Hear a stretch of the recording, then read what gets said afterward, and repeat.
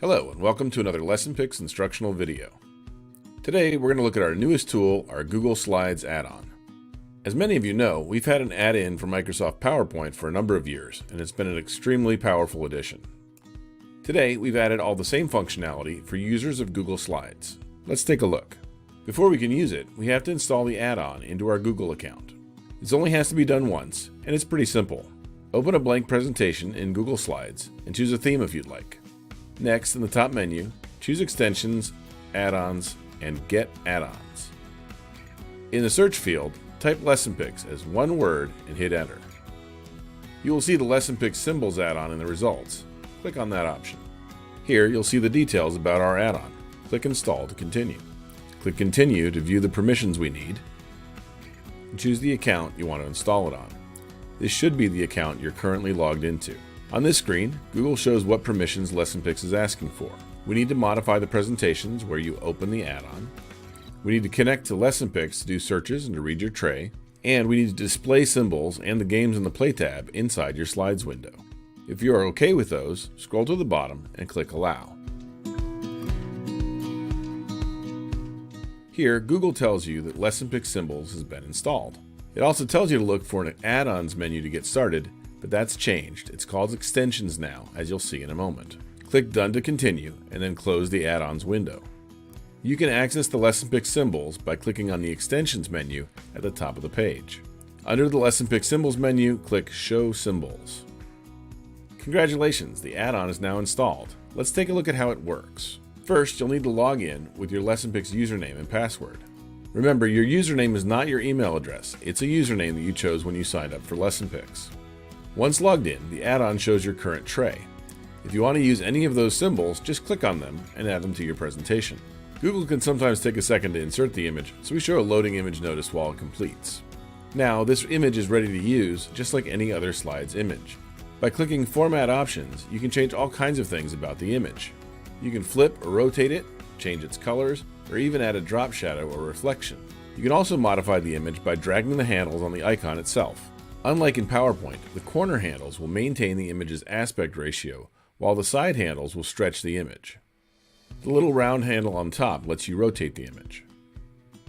After you've modified your image, the Format Options sidebar may be hiding the LessonPix add-on. Just click the X in the corner to close it if needed. The other tabs in the add-on are identical to those in the PowerPoint add-in, so we'll just show them briefly here. In the Search tab, you can search for any images you need right inside the presentation. Let's search for a branch and add it to the slide. A bit of repositioning makes it easy to build exactly the look you want.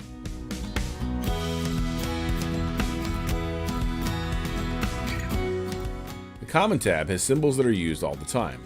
Not symbols, arrows, and thought bubbles are always at your fingertips. Let's add a thought bubble and place the text box in it.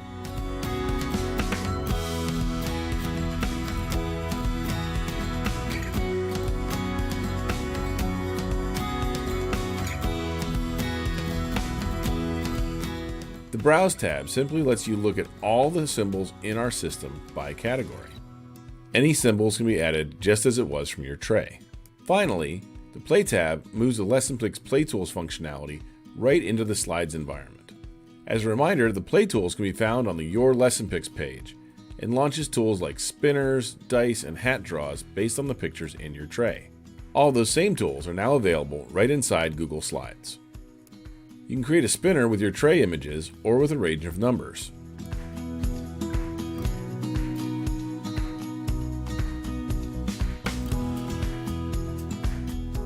You can create 1 to 5 dice with tray pictures, dots, or numbers. We'll use dots here. The Draw cards let you draw symbols in your tray from a hat or from a cute bear.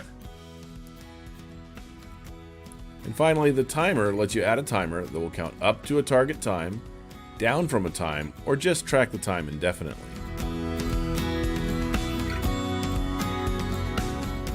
Our users have found these tools invaluable for telepractice and remote learning, and now they're right inside the Google Slides application.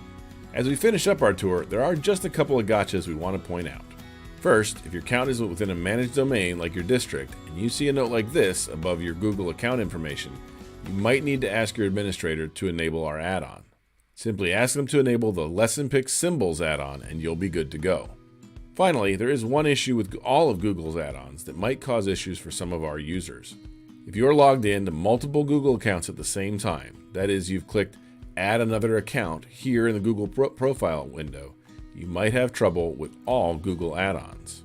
This is due to a bug in Google that's well documented and very irritating. Our best advice is to use separate browser profiles to switch between your Google accounts instead of having multiple Google accounts open at once. Personally, I've made that switch, as you can see, and it's actually made my browsing much simpler with different browsers for my personal account, my work account, my charity, and my test accounts. If you believe this bug's affecting you or you have other issues, please don't hesitate to email support@lessonpix.com or visit the help page on LessonPix. I hope you love this feature as much as we do. We can't wait to see what you do with it. As always, good luck and have fun.